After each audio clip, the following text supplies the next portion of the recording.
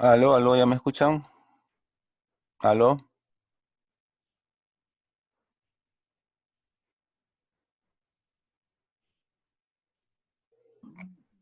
aló, ¿me escuchan? Sí, profe. Bienvenido, Giancarlos, bienvenido, Fanny.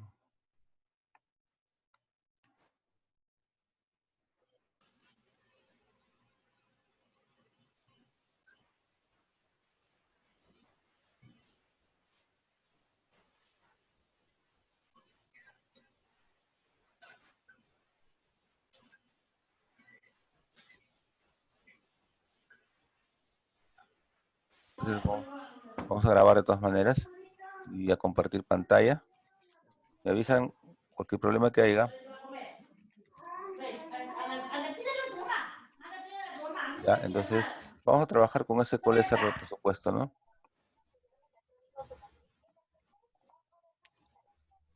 Están viendo mi pantalla, ¿no?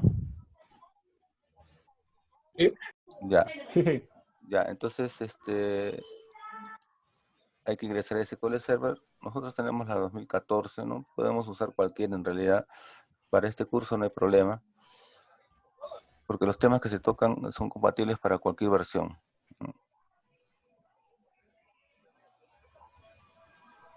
Depende un poquito de demora a veces por el sistema, ¿no? Que es un poco pesado. Y como estamos trabajando ya con el Zoom, eso consume recursos también para la máquina.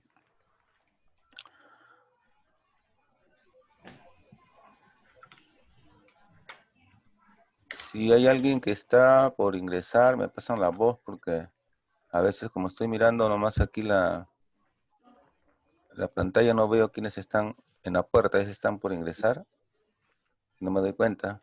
Ustedes me avisen ya. Ah, está, aquí los tengo los participantes y aquí tengo el SQL que ya también está ya en el fondo, sí. Como siempre, el SQL pide el nombre del servidor y el tipo de autenticación que se está usando. El nombre del servidor es su nombre pues, propio, ¿no? O si no, un punto también significa local. La autenticación significa de qué modo se está identificando. Cuando es autenticación Windows, significa que es el administrador. Se está entrando como administrador y no necesita contraseña, por eso no le aparece nada abajo. Pero si cambia de usuario, ahí se le va a aparecer aquí el que ingrese su nombre de usuario, ese es su login y su contraseña. Pero eso se hace ya cuando el administrador entró primero. Es el dueño del servidor, de todo el sistema. Él es el que entra primero, levanta el sistema operativo. Como él ha levantado el sistema operativo, que también tiene su clave, por supuesto, ya ese sí no necesita más porque es el primero que abrió todo. Por eso ingresa de frente con autenticación Windows. En cambio, los demás, que el administrador es el que los crea, van a tener que poner acá nombre de usuario, contraseña, ¿no? Pero eso ya lo verán en el siguiente curso que es administración, cuando le enseñen seguridad, ¿no? Aquí hay que crear usuarios y darle su contraseña, darle los permisos, porque no porque crees un usuario significa que ya va a entrar y va a hacer todo lo que tú puedes hacer. No, el administrador decide, el usuario le pone su contraseña y pone su perfil de usuario, o sea, qué cosa puede hacer, a qué tablas puede entrar, qué cosa puede hacer, puede leer, puede ingresar, puede cambiar, etcétera. O sea, le da permiso sobre ciertos campos, inclusive de las tablas. ¿No? Ya le da un perfil de usuario según pues sus requerimientos, pues, ¿no? Eso es por la seguridad que debe tener pues el servidor siempre, ¿no? Cualquiera puede entrar y hacer lo que puede hacer el administrador, ¿no?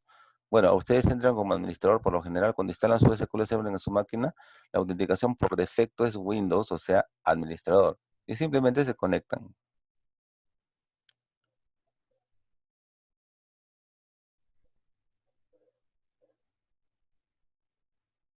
Y bueno, ahí ya están conectados.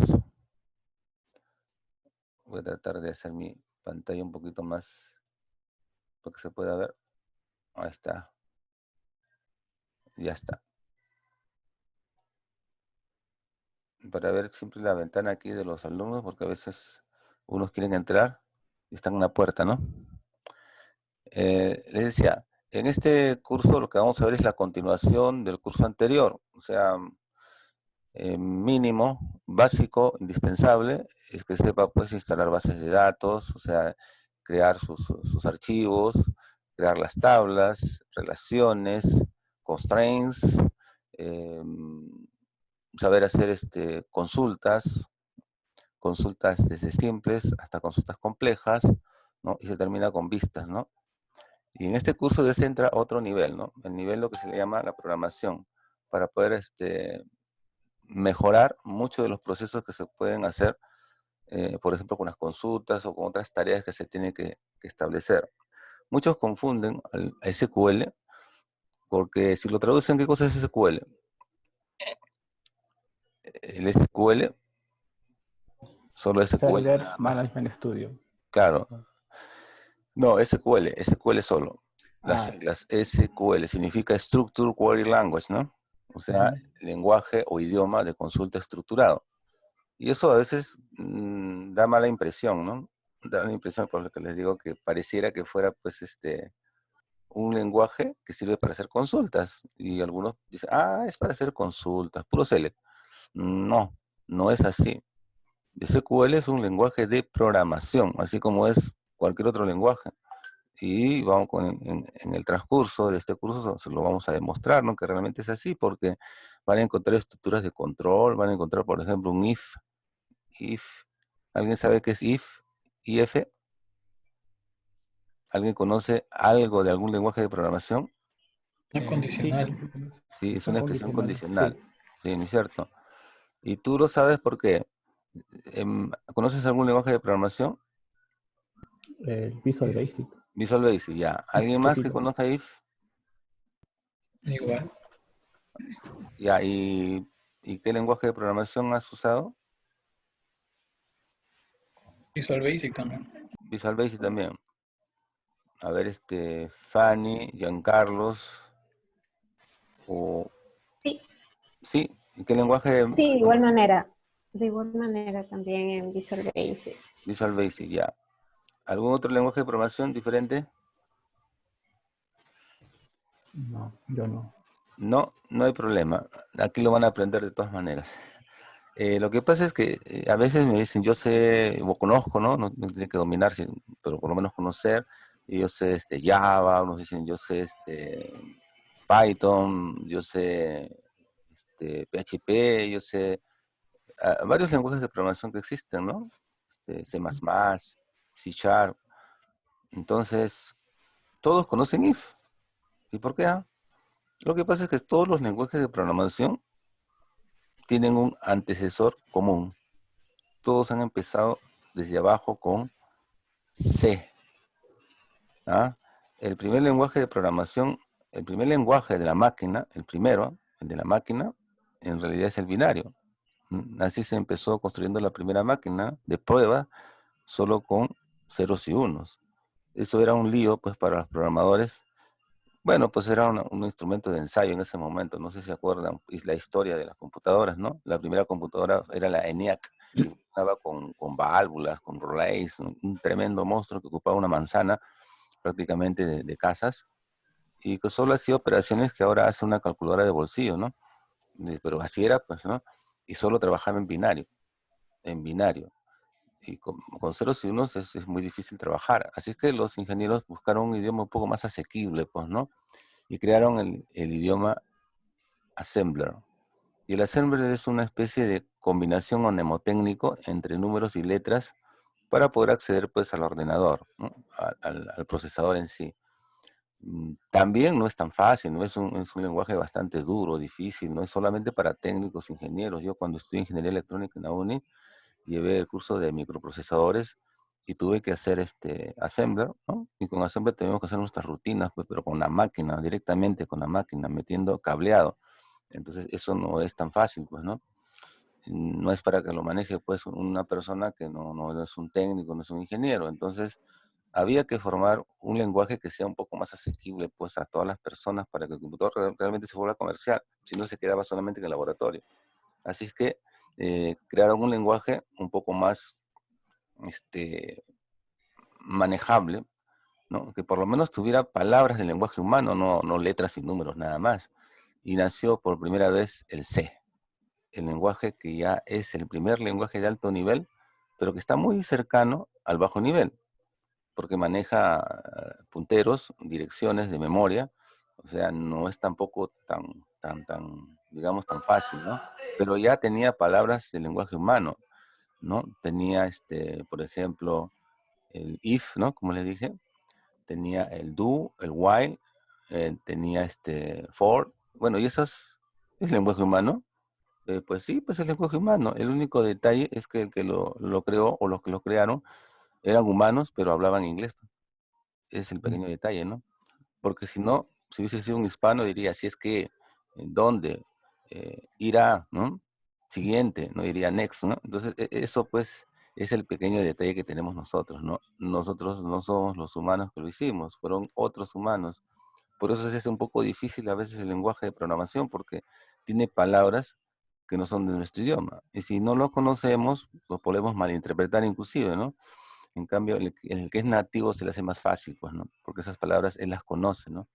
Pero no hay problema, ¿no? Es cuestión de darle nomás y si es que, bueno, en este tiempo casi todos saben inglés, ¿no? Al menos, me imagino, las nuevas generaciones nacieron así, ya, ¿no? Con el inglés como otro idioma más.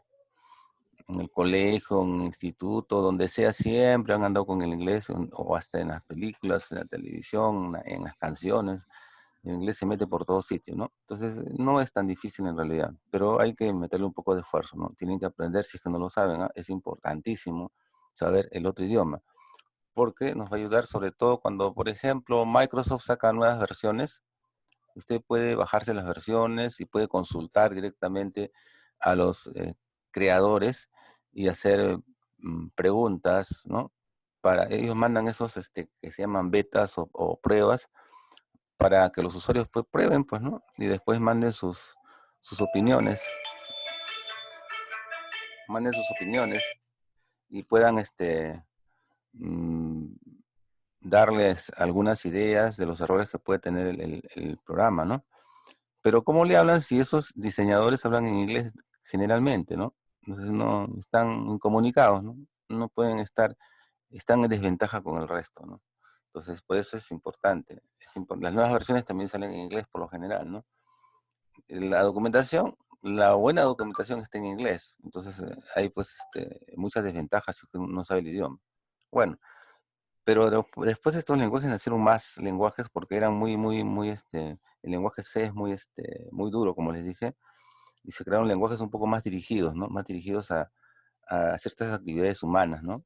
Nació, por ejemplo, el Fortran, que era un lenguaje de programación, es porque todavía existe, que se usaba mucho en la uni porque era Formulation Translation, o sea, un idioma dirigido más a todas las matemáticas, ¿no? Y la ingeniería.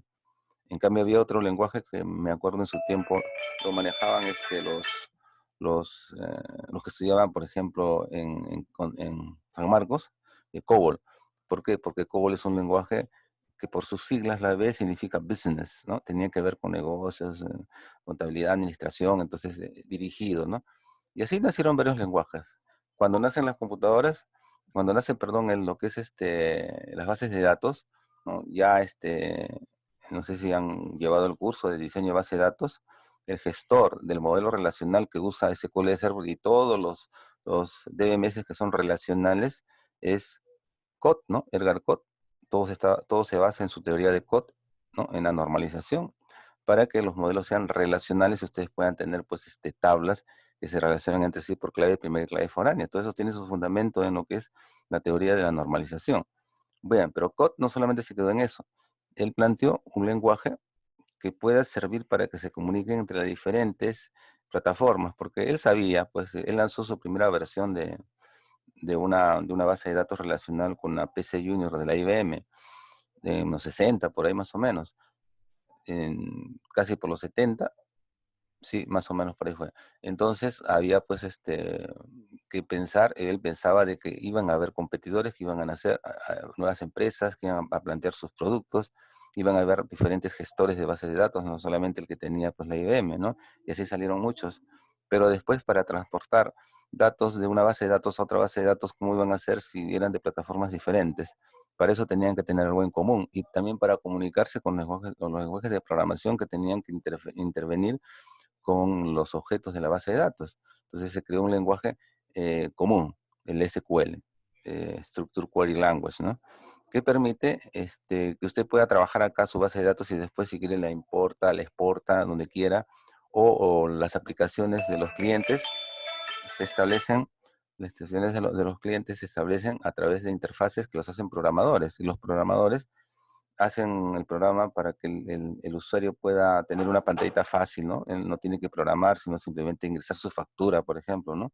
Él va a ver simplemente algunos botoncitos, algunos cuadros donde tiene que ingresar, ¿de acuerdo? Entonces, pero él tiene que hacer eso pensando en ese usuario. Y tiene que comunicarse con el servidor para jalar los datos de ahí y presentarlos en pantallas o interfaces sencillas, lo que se llaman formularios. Y para comunicarse con el servidor, pues tiene que manejar un lenguaje común. Y el lenguaje común es el SQL. Cualquier lenguaje de programación actual incorpora en su sintaxis el lenguaje SQL para poder establecer conexiones con un servidor y después poder sacarle provecho, ¿no? Por hacer consultas, ingresar datos, hacer procedimientos, etcétera, ¿no? Bien, entonces vamos a detener un ratito porque siempre dura 40 minutos.